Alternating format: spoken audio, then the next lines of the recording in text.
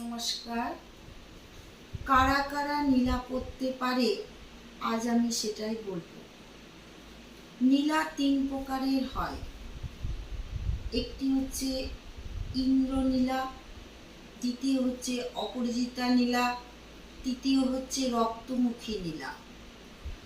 নীলা ধারণ করতে হলে শনিবার দেখে নীলা ধারণ করবেন।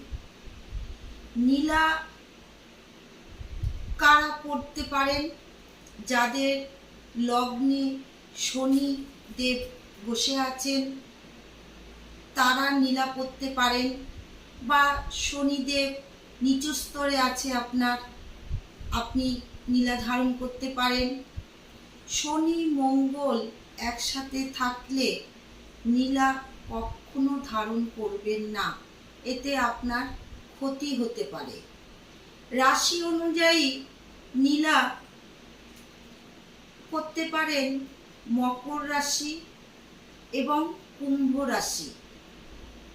এই রাশি জাতক জাতিকারা নীলা ধারণ করতে পারেন।